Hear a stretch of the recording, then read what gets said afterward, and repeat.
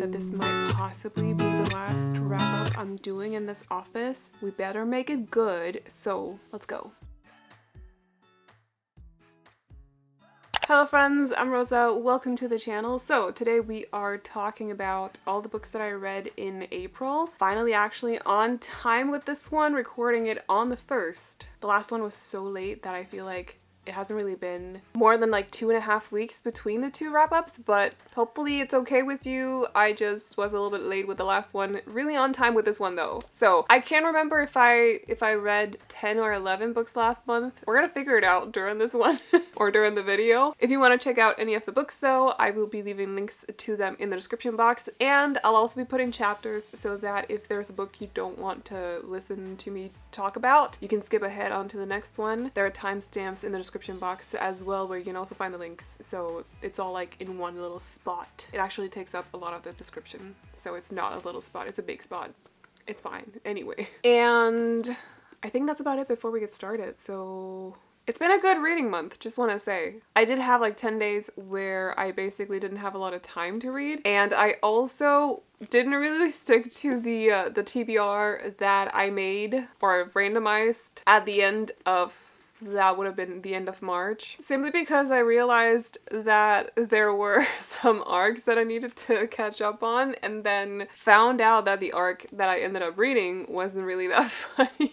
It wasn't good. I still haven't finished it. So it's been a messy month reading wise, but pretty good still. So let's get started talking about the books, shall we? But I'm still keeping the TBR books in my TBR cart, so hopefully I'll read them over the next 2 months. We'll see though. Not making any promises, but we'll see. So we're starting out with the book club's primary pick. If you want to check out the book club, by the way, there's a link to it in the pinned comment. We are reading Fortuna Sworn here in May, so if you want to read along with us, feel free to join us. But in April, we read Frost by C.N. Crawford, which is like a new adult-ish fantasy romance. This one, we follow our lead girl who walks in on her boyfriend cheating on her with his new, like, the love of his life, essentially. And so she is basically, she put all her hope in this relationship. This relationship was her entire life, so it throws her for a loop and she doesn't really know what to do. Everything turns into a mess, and then there's this like bachelor kind of contest running in the background because the Fae King, so the Fae are actually known to exist to us humans, and our lead girl is Fae, but the Fae King is looking for a bride, and he needs to have this contest, run this contest so that he can find his bride. They need to actually compete with each other, and I don't mean just like chill and stuff like that. I mean like literally they kill each other. Like, that is the thing. So that's going on. And he decides, because he's cursed, he doesn't want to end up with someone that he could possibly love. The two of them kind of run into each other. It doesn't get off. Like, they don't really get along at all. So he decides to ask her for payment if she can join the contest and win so they can get married. So he knows for sure that he's not gonna fall for her. And so she says yes, and she takes off to the Fae realm, and things start to happen. And there is murder included. There's definitely murder. Blood as well. A little bit of gore. Tension. Steam. Not smut, but steam. Definitely steam. There's also talk of a chastity vow, I just want to say. And there's a very funny friend as well. So I will say, like, this is not like amazing literature. It's not, don't think like the next Lord of the Rings or anything like that. But for what it is, it was so good. I felt like it was very entertaining. It's just like one of those books that you can jump into and have a good time with it. You don't have to think about it too much.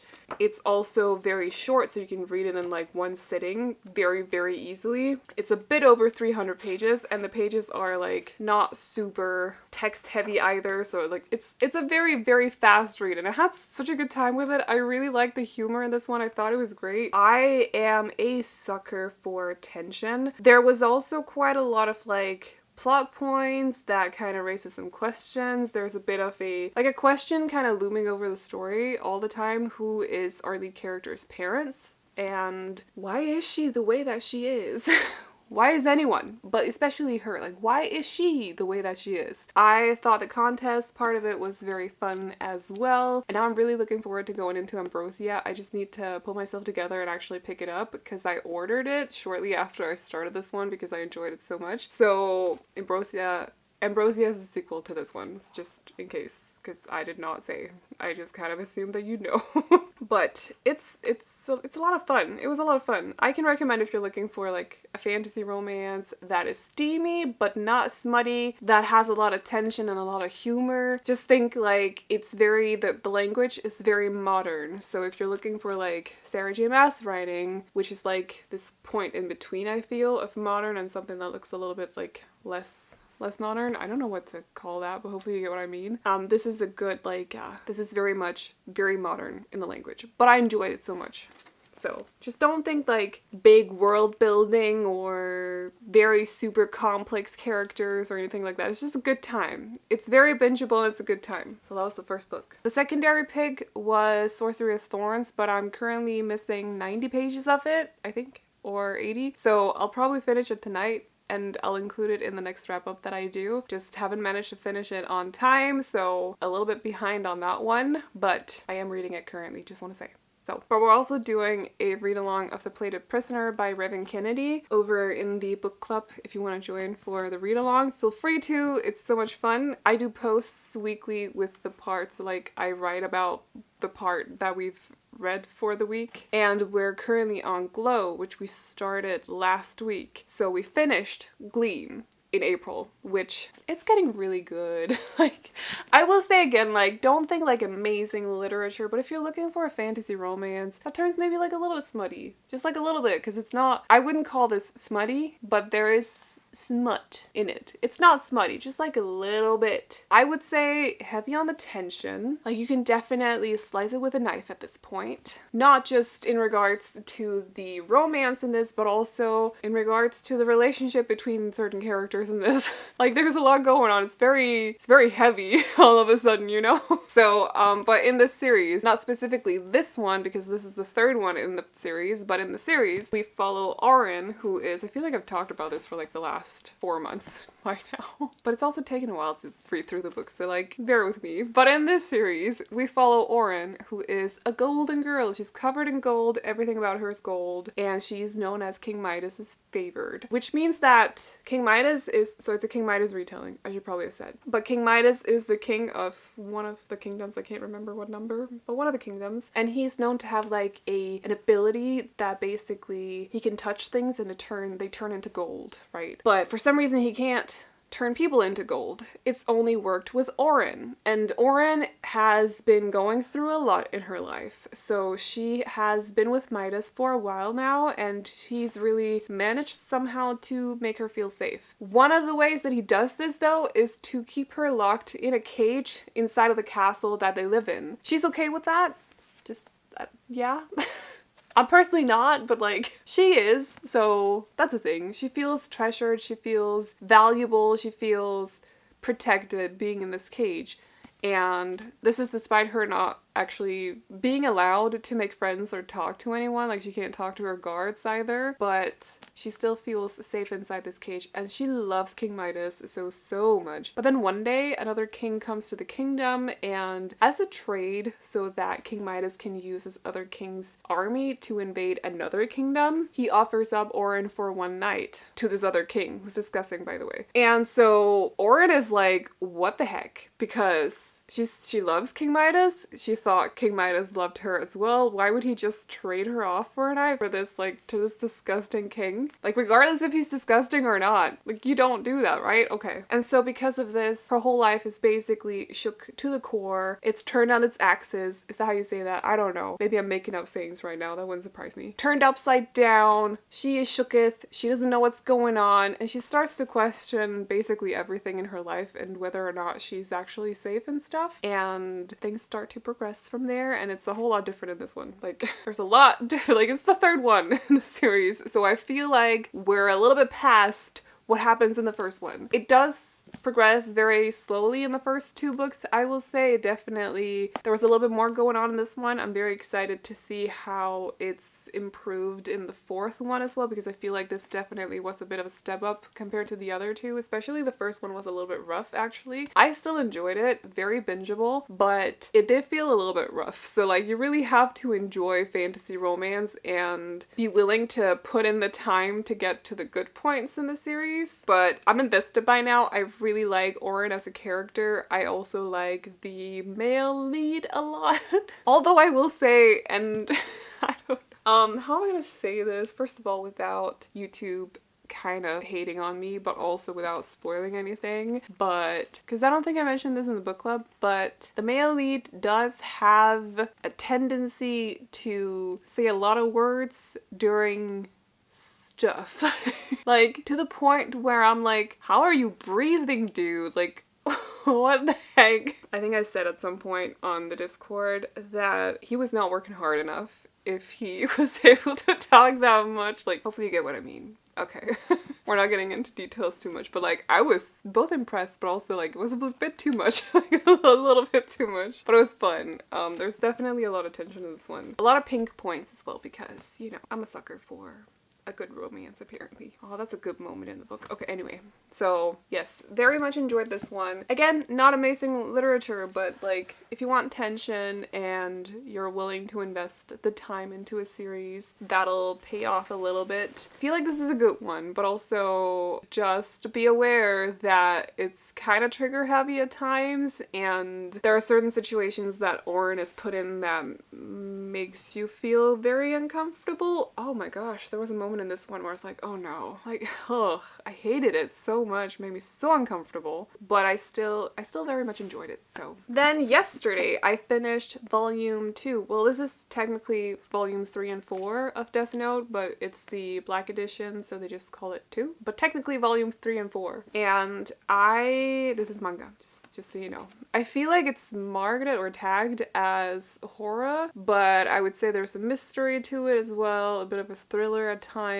Our lead character is he's god complex, he's a bit of a psychopath, I'm not gonna lie, he scares me. I don't love being inside his head, but at the same time I feel like it's very fascinating still. Books that are written from villains' points of views are very interesting to me, and this has gotten to a point where, like, he scares me.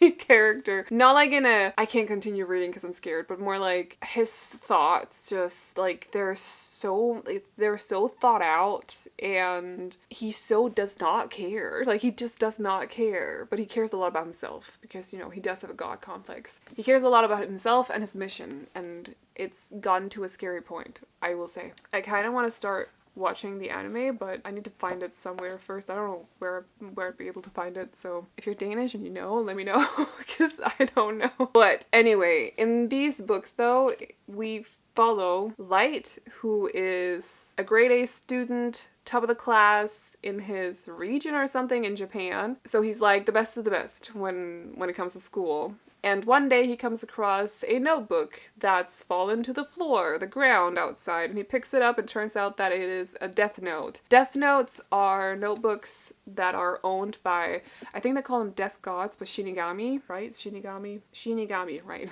Yeah, just wanted to make sure I had that right, but like, we'll be surprised if I didn't consider I read this yesterday. But they're owned by Shinigamis who are death gods. So they all have their own death notes, and in these death notes, they can write the time and date of a human, including their name and a cause of death, and the human will die that way. So when a human picks it up, they get the same abilities to do so, or to kill people, and Light has decided that he's gonna use it to kill criminals. Somewhat fair, somewhat, but like, he takes it way too far.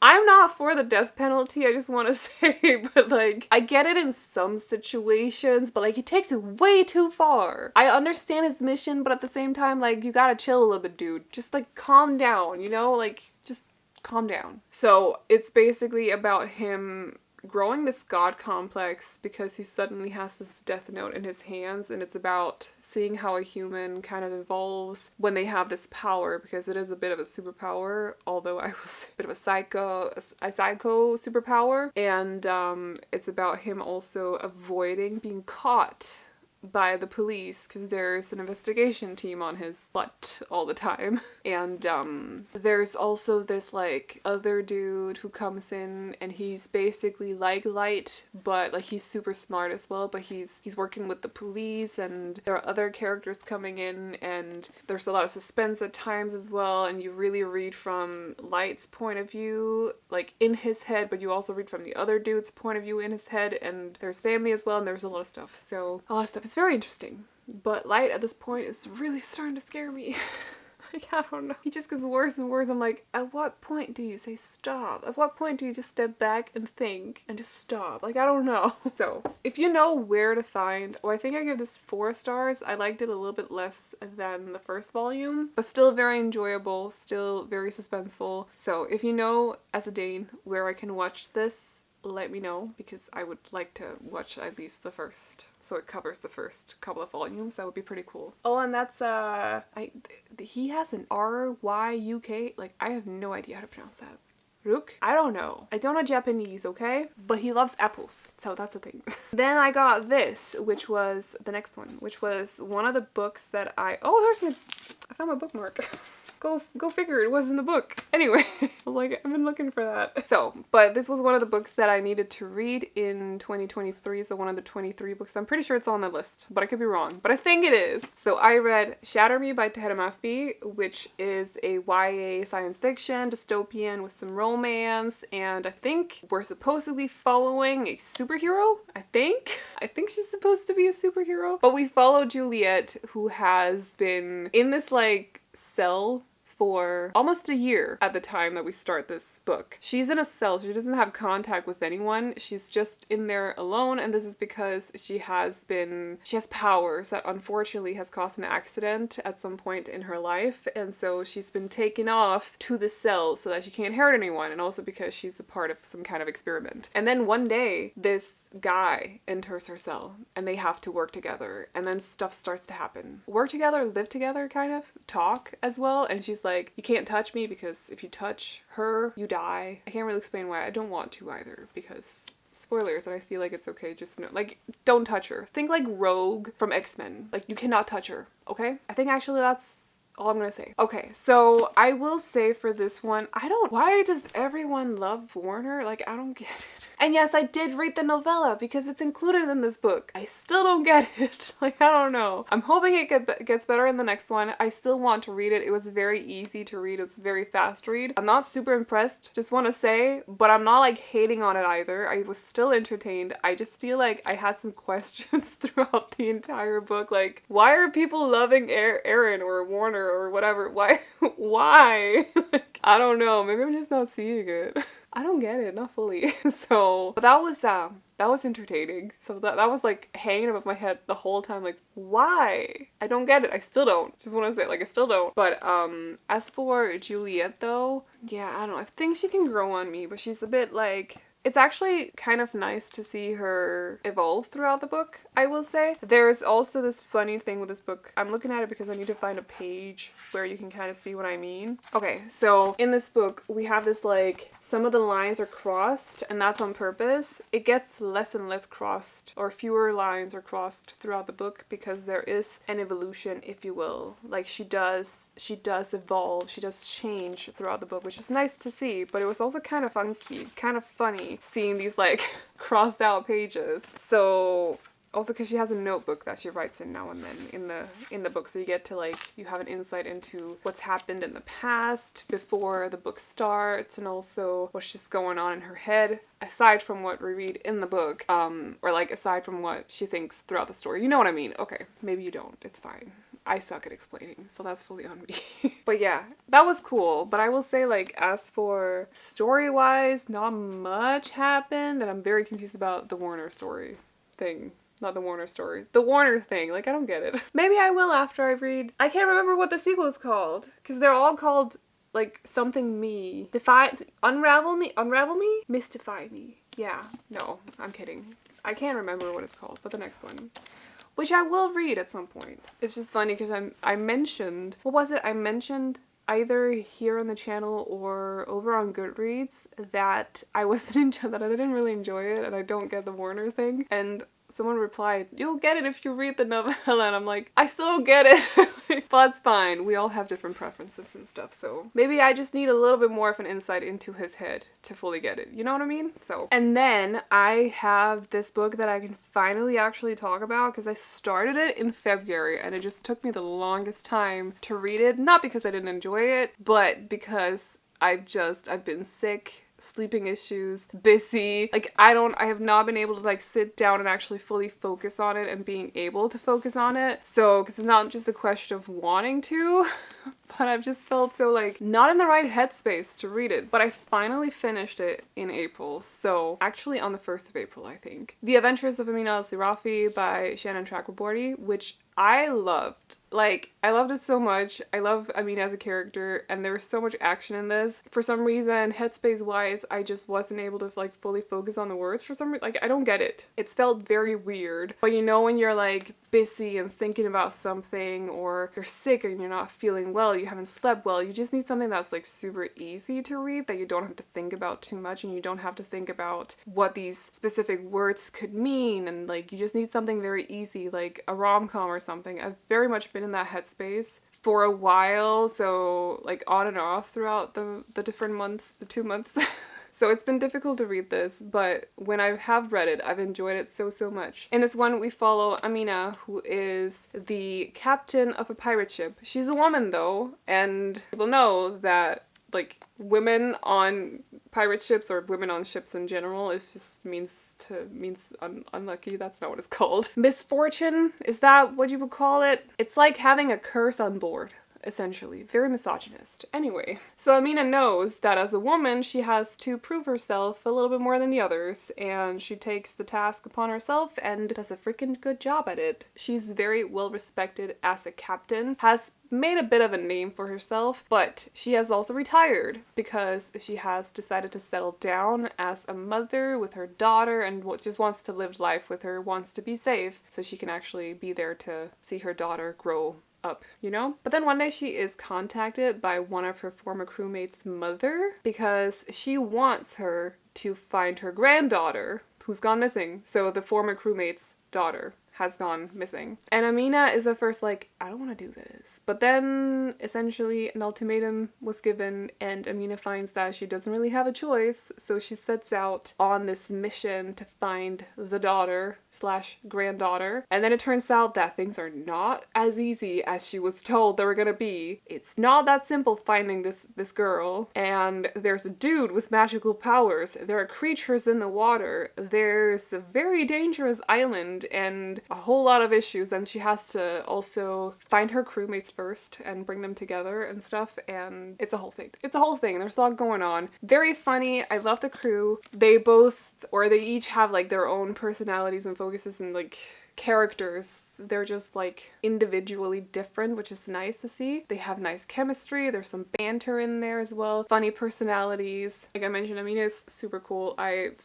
have huge respect for Amina. And I will say, despite this definitely reading as the first one in a series, which means that it does take a bit for it to start up. That's very common for first books because, you know, you need to get introduced to the world or just the area of the world because this actually takes place in our world. But you also need to be at least a version of our world. I'm not good with geography in this area, I just want to say. But I do recognize some of the names, so I'm like, yeah, that's definitely in our world. But I could also be wrong. It's fine. No, it's fine. But because we do have to, you know, get to know the characters, the area, and the rules and everything. It does take a little bit for the story, the plot to actually move, but I didn't mind it too much, to be honest. It was a nice, like, introduction to everything. It just took like a little bit, so think maybe like 25 to 30%, but I thought this was really cool. I really enjoyed this. Lots of action. I feel like at some point when I know that I'm in a better headspace as well, a more solid headspace if you will, I'm definitely gonna give this a reread maybe at some point right before the sequel comes out because I feel like it deserves it. Yeah. I really like the way that it was written, built up and everything. And again, adore Amina. So, alright, there's also a talk of a demon in this one I forgot to mention. It's a whole thing, okay? It's a whole thing. But very entertaining. Also beautiful book. It's the Fairy Loot edition, in case you did not know. It took longer for it to arrive than it took for me to finish the book, which it's fine. We're not gonna get into it. Then I have one more book, two more graphic novels, and then two books that two books that I've read on my Kindle. So yes, that's 10 books total, right? I think so. Can I count? I'm not sure. It's fine. But this was also one of the books that I had 23 books that I had to read in 2023. So I read Circe by Madeline Miller, which full on 5 stars. I freaking loved it. Okay, so just as an example, I don't want to mention the title of the book in question, but I was reading an arc of a book that turned out to, the writing style in it just did not captivate me in any way, and it still hasn't. To this day, I'm still struggling to get through the book, even though I started it at the start of March. April. At the start of April. I'm just not feeling it. And not in the same way as like I can't fathom the words, but in more like they're not entering my head and like they're just like, I don't know, I'm not feeling them. Do you get what I mean? I read one chapter of this and I was captivated instantly. Madeline Miller just has a way with words that just, it works so well for me. But in this book, we essentially follow Circe, who is the daughter of a titan. So she is technically, they call them nymphs, but I would call her a goddess, okay? Respectfully, I want to call her a goddess. She's also known as one of the first, if not the first, witch in Greek mythology. And so it's about her being exiled after doing something unforgivable, according to the Titans, her father. She's exiled to this island that is sometimes visited by people. So like throughout the story, you are introduced to different characters that you will know through Greek myths or stories, and you see how Circe tackles certain things, and also she's like immortal, so she lives forever and she has to spend a lot of time on this island. So like it's her life story, essentially. From when she's born until she, I'm not gonna say die because no spoilers. You will never know unless you read the book. Does she die? Does she not die? I'm not telling you. But it's her life story. And it was gorgeous. It was beautiful. It was stunning. Circe, yes, I hate Athena so much. That's what I take away from reading this book. I hate Athena. Like, I really don't like her. I don't know. Like, what a, a bee. She's a bit of a bee. I'm not gonna lie. Circe, though, is a babe. So the other bee, she's a babe. It's beautiful, it's stunning, it's just sad, plot-wise, moves on nicely, it's very flowy. Madeline Miller has a beautiful way of writing, it's very lyrical, it's very captivating to me, but it's definitely either you'll like it or you won't, I think, because it's very lyrical and very poetic and beautiful, almost like a song. It's very descriptive as well.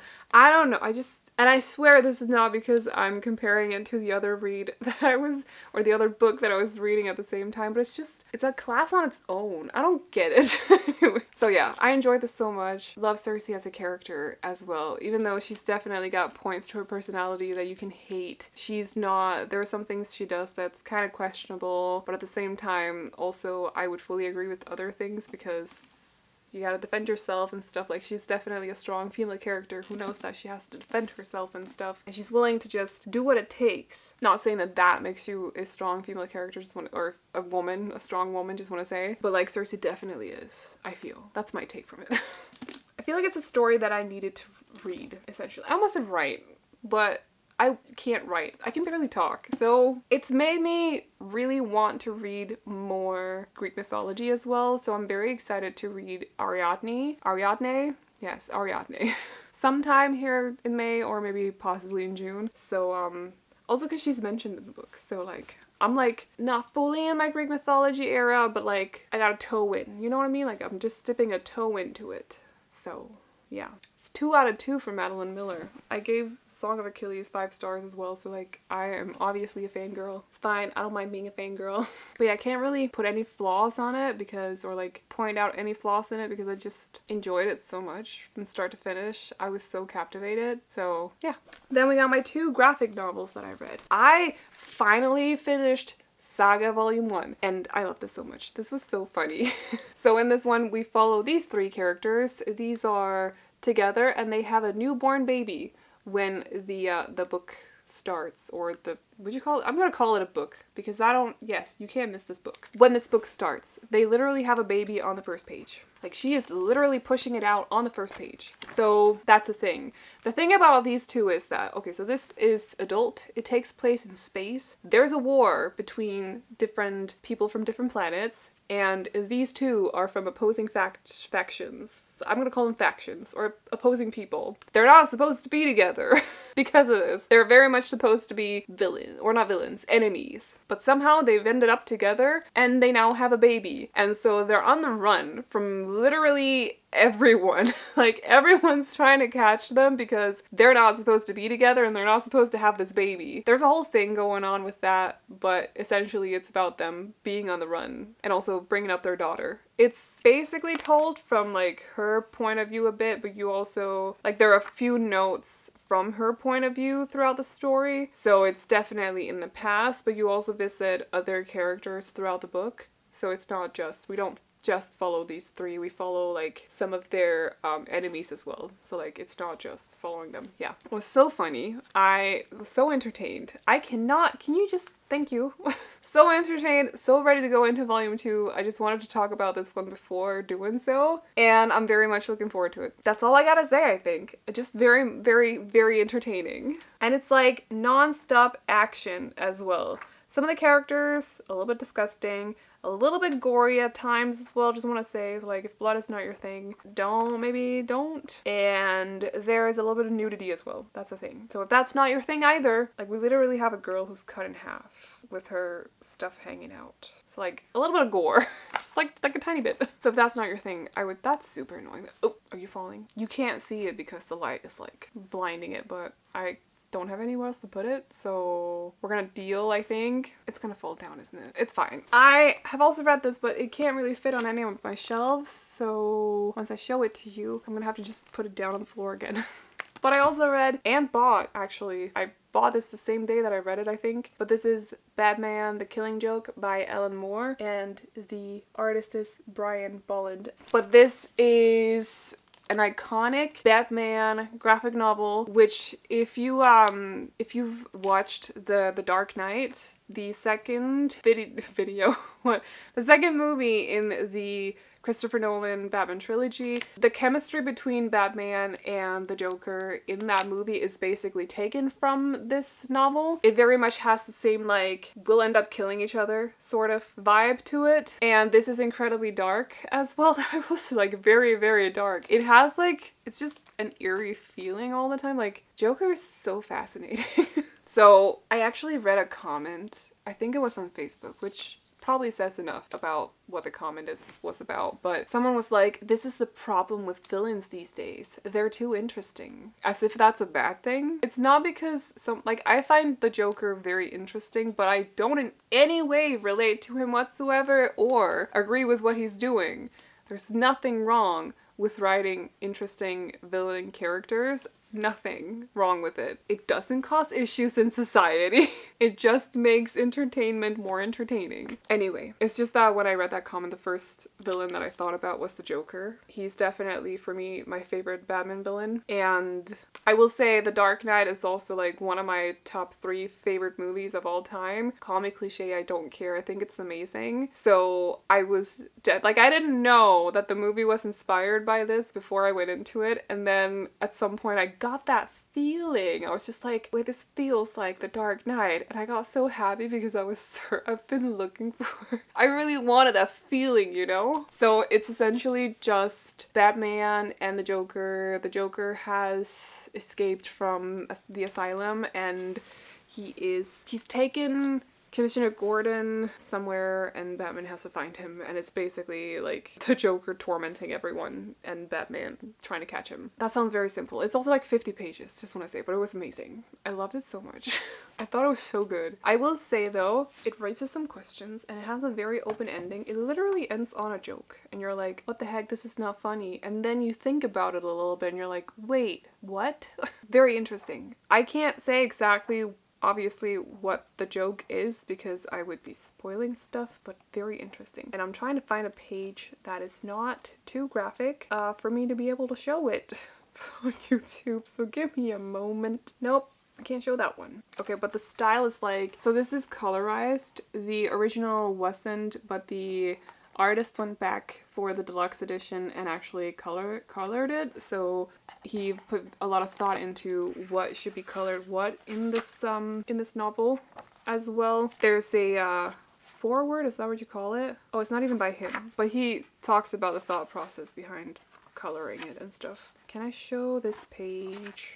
I want to show one of the black and white pages without... I think this is fine. So like we have this like sepia sort of effect, but then the shrimp is colored, for example. It's just funny. I don't know. Oh, there's a little bit of pink up here as well. Just like a few things here and there have colors, and then it's just overall very dark. And I will say like the lines are very nice in this actually. Like they're very clear, very thin lines, which... in some of these older novels, older graphic novels, they get very thick with the lines, but I very much enjoyed that this one had thinner lines. The best thing though about this is the chemistry between Batman and the Joker, and just seeing the Joker do his thing. I'm very much a fan of this, obviously. If you want to see a creepy picture, I will show you. I showed this to my mom and she was like, ew.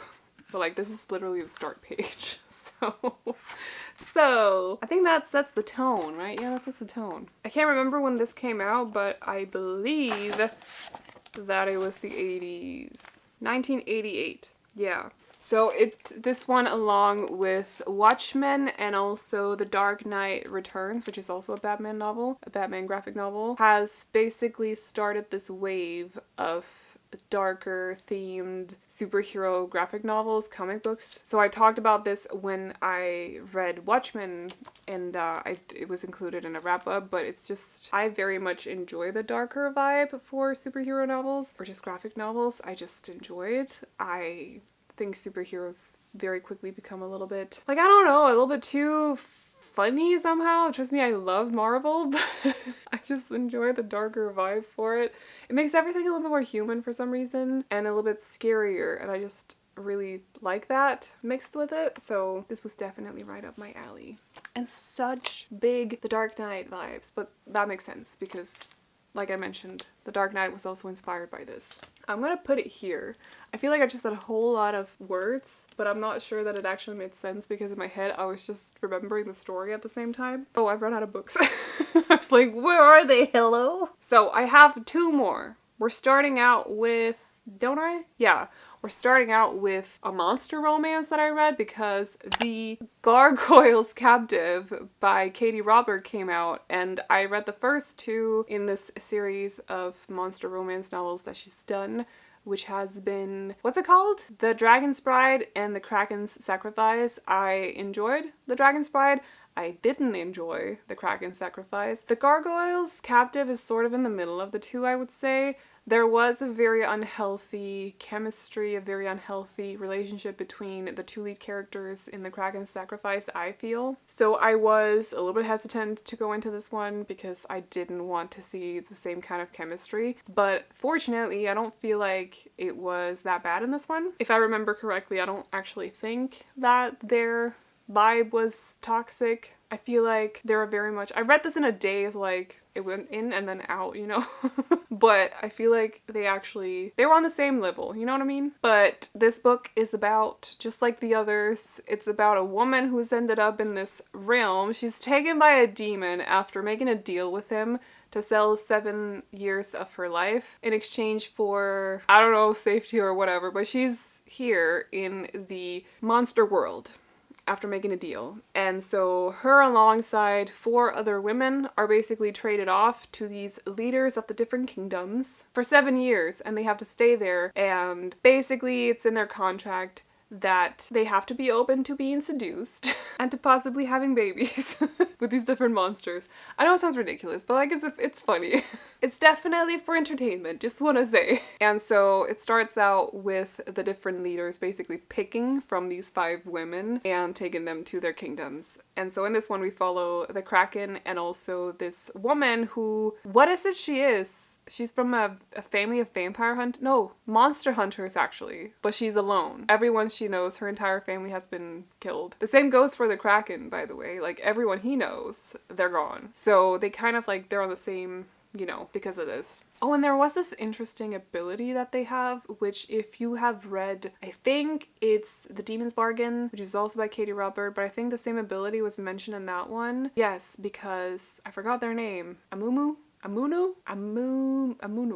Maybe. The demon in the book. I forgot their name, but they have the same ability. So if you remember the whole like looking at people and seeing their emotions but in color, that's mentioned in this one too, which I thought was quite interesting. But yeah, as for this was a little bit more vanilla compared to the other two. As for the smut, which is basically what these books are about, a little bit more vanilla, but like not really. I don't know.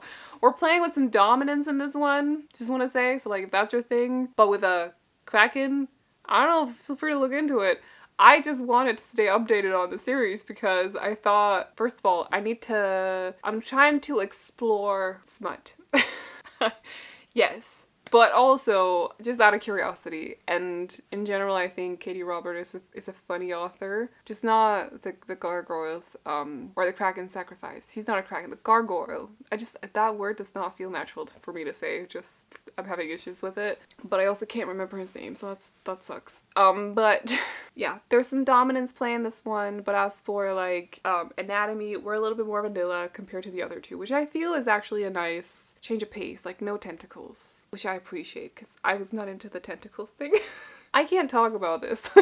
I just had a good time with it. And it was a fast read. It's like 180 pages. You know, it's quickly wrapped up and everything, so. But yeah, a little bit more vanilla smut in this one. Not disappointing, or maybe I'm just desensitized to it. I don't know. Should I be worried? We're moving on. Because the last one, it took me so long to actually get into it, and then when I did, I finished it so quickly. So I read Forever Never by Lucy Score, who also wrote Things We Never Got Over, which I loved. I gave that 5 stars. I thought it was great. I thought it was funny. I liked her humor. I liked the chemistry between the characters, and I liked their relationship as well. So I was like, I've been looking at paperbacks that I can buy of romance novels because I think I want to primarily read physical books. I think that it feels better for me. I don't love having my face in a screen when I sit behind a computer all day. I want to be able to read on paper. I think it's healthier for me. But this one is so pricey in Denmark that I decided to read it on KU. So we follow Remy, who has gone back to her hometown, which is also on an island, after being in an accident and basically seemingly being on the run. Not because she did anything wrong, she's just hiding. She's hiding a little bit. Not gonna say why, because there's a little bit of a mystery involved in this book as well. But she's gone back to this island where she hasn't been for some years, and there's a guy there who is 8 years her senior. She's, I believe, about 30 when the book starts, like 29 or 30, something like that. But he's 8 years older, and they have had a little bit of a thing in the past without actually having had a thing. It's really hard to explain, but they've been keeping an eye on each other and have flirted and stuff like that, but like he insists on having always seen her as a sister, essentially, even though it's quite clear from the examples from the past that he definitely did not see her as a sister. But for some reason, out loud, he's just always like, oh yeah, she's like a sister to me, and she's super frustrated because she knows that he does not see her as a sister. So that's kind of their thing throughout the book. And then there's this mystery of, why did she run? Like, what happened? What is this accident about? There's a car accident. And there's stuff to that. Yes. Oh, I forgot to say, the male's name is Brick. The male's? Wow, the man's name is Brick. The male lead's name is Brick, which is funny because he's big, he's huge, tall, wide shoulders, muscular, super grumpy, and then he's called Brick. Yes, because of a brick wall. Like, that's his nickname. It's not his actual name. His nickname. So, and she's like, everyone loves her. Definitely a Grumpy Sunshine sort of situation, which I always adore. I love Grumpy Sunshine. I don't know, I think it's I'd like to see myself as the sunshine person, but I'm pretty sure I would actually be the grumpy one. But like, I would like a Grumpy Sunshine romance, you know? Either an Enemies to Lovers or Grumpy Sunshine. The thing about those is that Enemies to Lovers has like an end point. At some point, they're just lovers. They're not enemies anymore. These people continue to be grumpy sunshine, which is just adorable. But yeah, I do adore Lucy Score's writing. I will say this one it's like closing in on 600 pages, which is a little bit long for romance, but I enjoyed it. It turned very smutty all of a sudden. And it's not super vanilla smut either, but not too much either, I would say. There's a nice middle point. Yeah, but very smutty all of a sudden.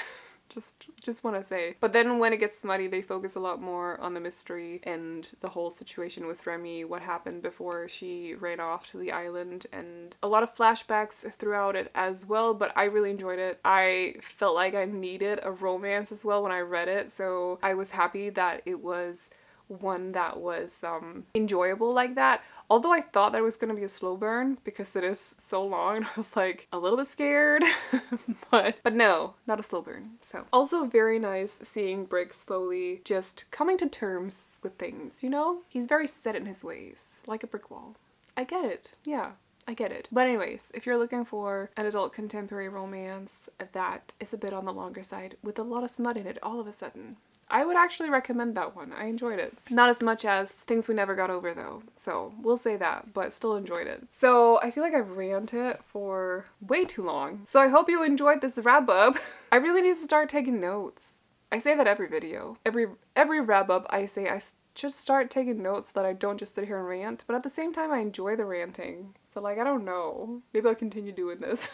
Maybe I'll surprise you all of a sudden and actually take notes, but usually I forget. So that's the thing. But I hope you enjoyed this wrap up. If you want to check out any of the books, like I mentioned earlier, they are linked to in the description box down below. Let me know if you've read any of them yourself, or if you have any recommendations that are somewhat like the books that I liked among these. Let me know as well. I'm always open for suggestions, recommendations when it comes to books. Always searching for new books to add to my TBR, even though I have a lot of them at the moment. But still, like, give me an excuse to buy more books. I'm okay with that, you know? Yeah, so let me know down below. If you want to check out the book club as well, there's a link to it at the top of the description box as well as in the pinned comment. But that is all I got for you guys today, so I hope you enjoyed it. If you did, feel free to give the video a thumbs up, and if you want to see more videos like this from me, but also bookish unboxings, reading vlogs, readathons, TBR videos, and all the other booktube stuff, definitely consider sticking around by clicking on the subscribe button. But I'm gonna leave you to it now. I have had your attention for way too long. I apologize. I hope you've enjoyed the video, and I'll see you all in the next one. Bye-bye. Oh, you know you're beautiful, and it's like